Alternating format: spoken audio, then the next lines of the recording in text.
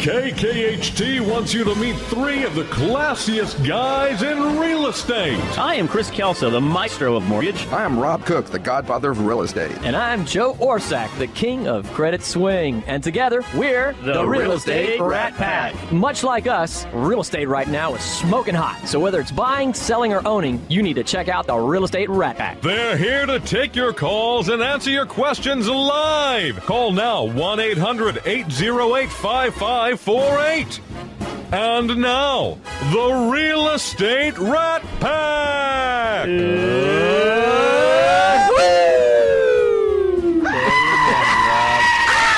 Every Saturday morning. I like really enjoy listening to the goat. Yeah, the goat after it's hilarious. Yeah, In fact, we right listened after. to it last night. Yeah. And it's a great segue, obviously, after our nice singing our that goes howl, on yes. out there.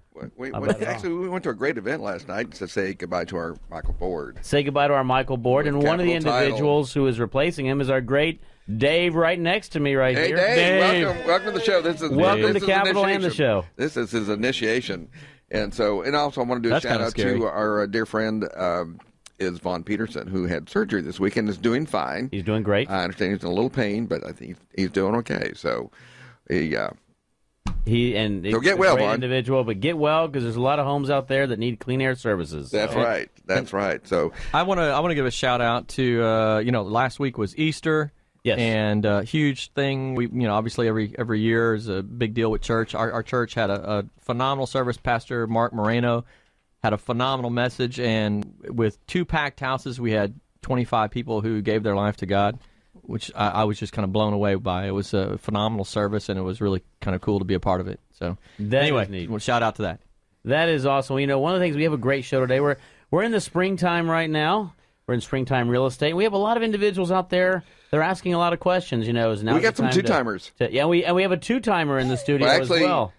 Is it a Yes. three-time? Yes. Is she a three-timer? Yeah, I no, think- two-timer. Two? Two two-timers. Okay. well, she would have been a three-timer, but she got sick one day. She got Oh, sick. yeah, That is yeah, true. yeah. we have that's right. the beautiful Jenifer Mikeska from Remax. Welcome to the show. Thank you so much. I'm excited to be back. Yeah. And So it's a two-timer doubleheader.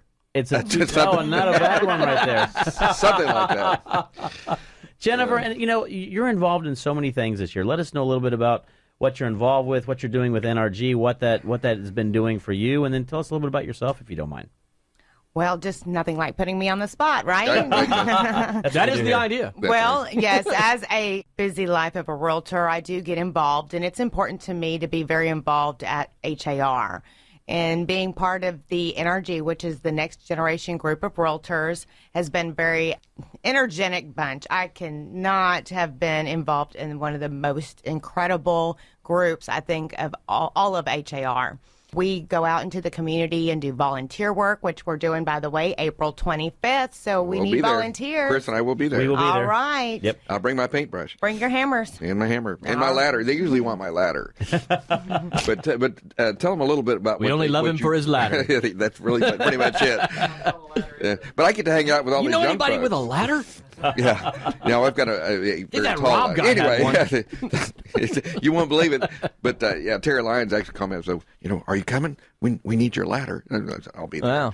Well, we're glad you're going to be there. So the cool but kids tell them what you do, because it's bring the pretty ladder. amazing what happens. Is you pick a house, you pick a family that needs help and the house is in disrepair, and like 80 of us show up and basically redress it. Good thing you Yes. expand on that, because Rob wanted you to explain that. Yeah. but Well, I have to say, we have had such amazing help from our wonderful Vanessa Martin, who really organized everything with the Rebuild Houston organization. It's a nonprofit organization. She went out, met with the homeowner, and really looked to see what they needed.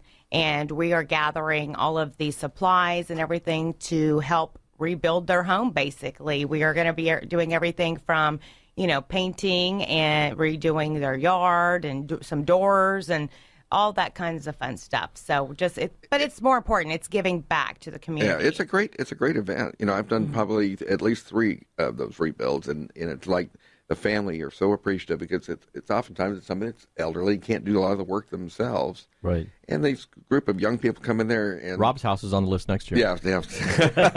That's good. I need some paint. Well, we want to pay it forward. I'm not elderly. I'm seasoned. I'm staying with that. Anyhow, so where are we going to be this year? So this year, it's over in the third ward area. Okay. And it's going to be a neat experience, very humbling Be experience. Chris's first time. Yes, it'll be my first time. Are kids allowed to come? Yes, you're more than welcome to bring kids. Yeah, tell them they're going to work though. Yeah, I like teaching my kids slave laboring and just put them to work. So give them that concept of working for free. So Well, it's important for next them up is to the car. see. I need it washed, kid.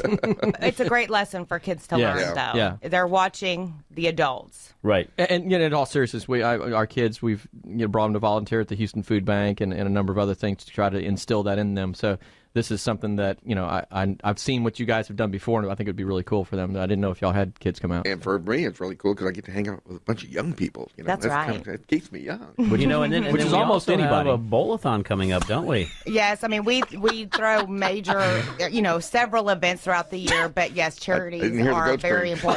important to myself and many others. But this year we're taking on a brand new event, which is going to be our bowl-a-thon, and it's going to be 50s attire, but we're raising money and bringing awareness to Soaring Kids. Soaring Kids, right? Yes. And what does Soaring Kids do, by the way? Soaring Kids is a nonprofit organization for children that have handicaps, anywhere from mild to very severe handicaps, and it gives them the opportunity to take part in activities such as gymnastics, soccer, baseball, basketball, Wow.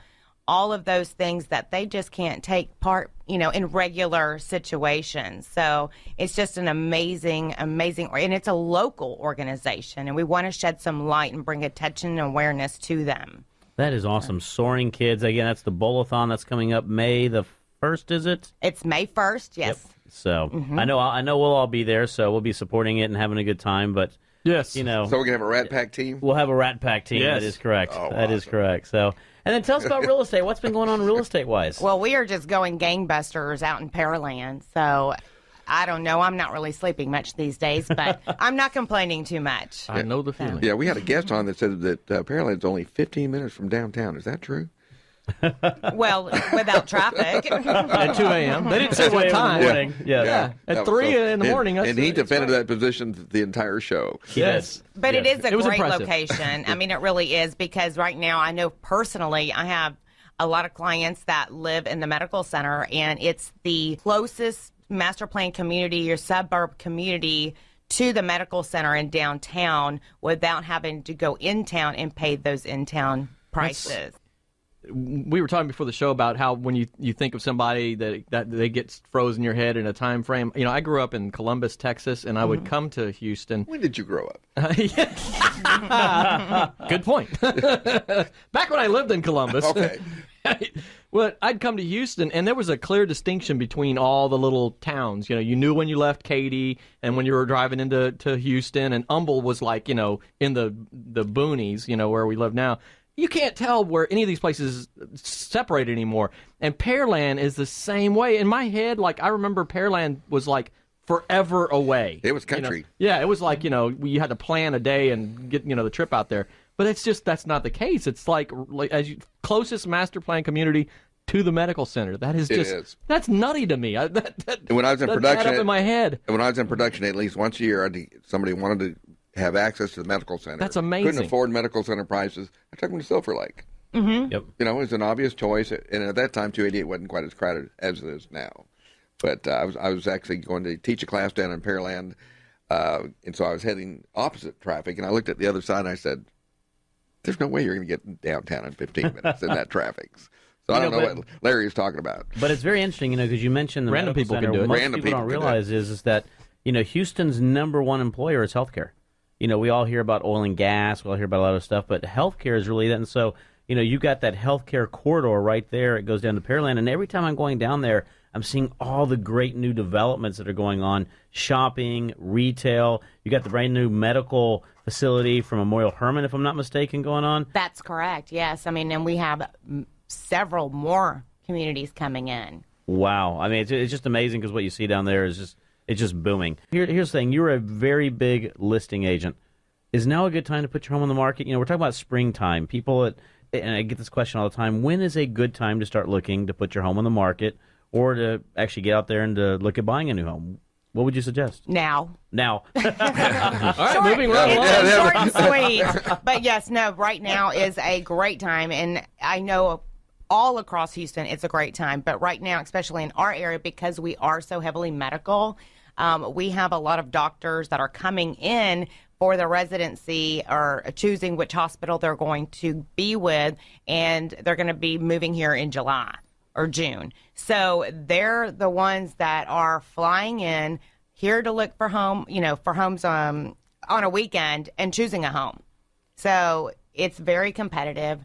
Homes are not staying on the market very long, and that's something else that people need to realize. You need to be pre-approved before you get out there and start looking, so y'all can call Chris. Well, Shameless plug, right? Shameless, plug here. When it comes to buying a home, the process really starts many, many months before you should start looking. And credit is probably one of the least thought about aspects of it. And there's nothing fast that happens in the arena of credit. And doctors are some of the most notorious. We've had plenty of clients that were doctors, and the general public, when they think of needing to address credit issues or whatever else, don't think that it's a doctor or lawyer or whatever. Doctors are some of the worst that need our help the most.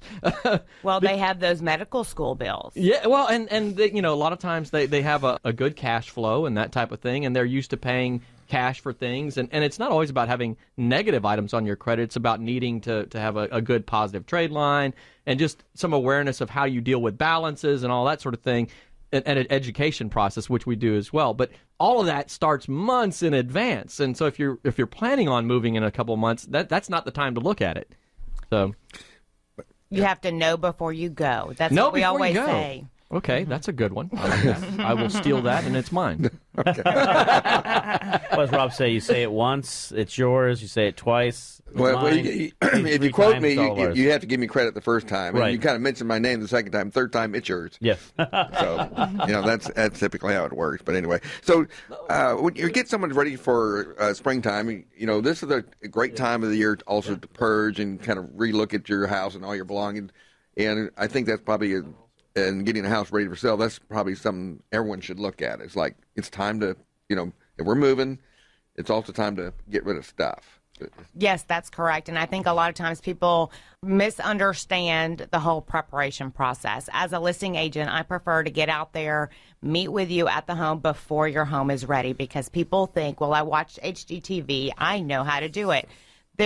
What they don't show is really all the nuts and bolts that really go into preparing a home.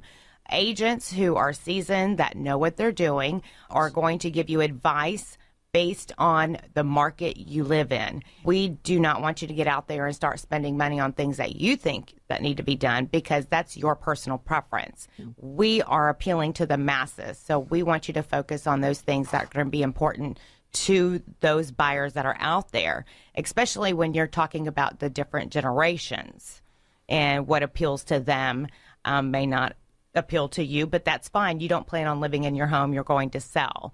So it is a step-by-step process in getting the home ready, and yes, decluttering, cleaning, all that fun stuff. Yeah. They don't show any of what happens, the weeks of work that happen in between the commercial breaks on HGTV.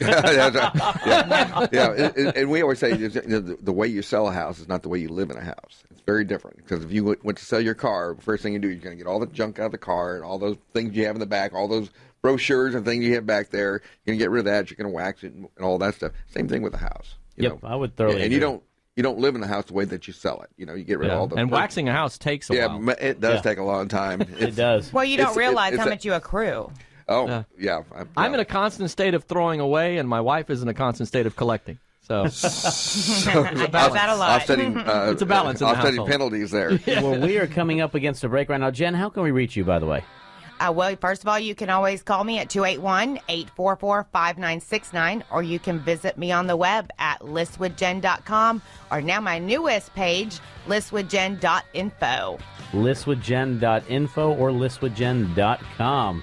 That is the great Jenifer Mikeska. She's going to stick around here. We're still going to be having plenty more We're not content going to let her to out of the come. room. Not going to let her out of the room yet. I think we got the door locked. But we are coming against a break right now, so stay tuned. We'll be right. The head nurse spoke up, said leave this one alone. She could tell right away